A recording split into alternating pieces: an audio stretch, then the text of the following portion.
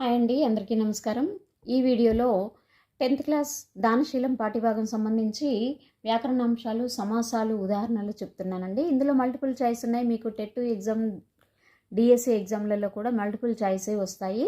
కానీ multiple choice అన్నీ మీకు వినిపించకుండా డైరెక్ట్ ఆన్సర్ టిక్ చేసి ఇచ్చాను.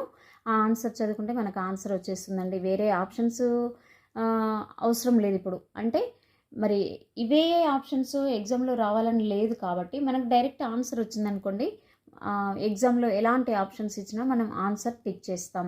కాబట్టి మీకు ఏమాత్రం టైం వృధా కాకుండా నేను డైరెక్ట్ ఆన్సర్స్ టిక్ చేసి మీకు చెప్పడానికి ప్రయత్నం చేస్తున్నాను. వెంటనే ప్రిపేర్ అవ్వండి, మంచి మార్కులు తెచ్చుకోండి. టెట్ అలాగే డిఎస్సి తెలుగు సబ్జెక్ట్ సంబంధించి చాలా ఇంపార్టెంట్ బిట్స్ అండి ఇవి.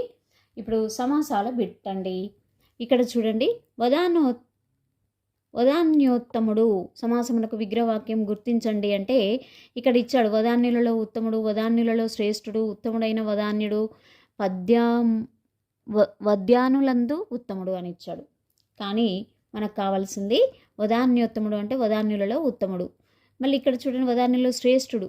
అక్కడ ఇక్కడ కన్ఫ్యూజ్ కావద్దు. క్వశ్చన్ చూసిన వెంటనే మీకు ఆన్సర్ మైండ్లోకి వచ్చేసి అది వెంటనే టిక్ చేసేయాలండి. ఏమాత్రం ఆలోచించినా వేరే ఆప్షన్కి వెళ్ళిపోతాం, మార్కు పోతుంది. కాబట్టి కులమునకు ఆచార్యుడు అనే విగ్రహం గల సమాస పదం ఏంటి అంటే కులాచార్యుడు. కులాచార్యుడు. సత్యహీనుడు, దీనిని విగ్రహవాక్యం గుర్తించండి అంటే సత్యము చేత హీనుడు. ఈ ఆప్షన్స్ చూడకుండా కూడా మనకి ఇది మైండ్లోకి వచ్చి ఉండాలి. ఇప్పుడు ఎగ్జామ్ దగ్గరకు వచ్చింది కాబట్టి. సత్యహీనుడు విగ్రహవాక్యం ఏంటి అంటే సత్యము చేత హీనుడు. దశ దిక్కులు,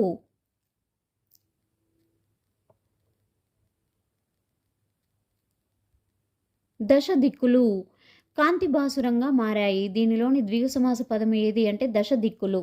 మనం ఏంటి ఏదైనా నెంబర్ గురించి, నెంబరు వచ్చిన పదాన్ని ద్విగు సమాసంగా గుర్తిస్తామండి.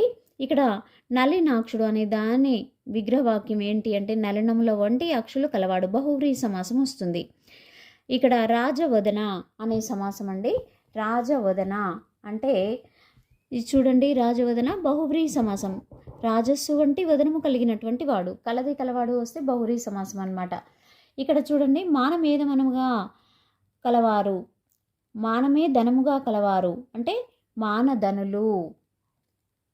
మానధనులు. మదమరాల గమన అనేది అనే సమాసం. చూడండి,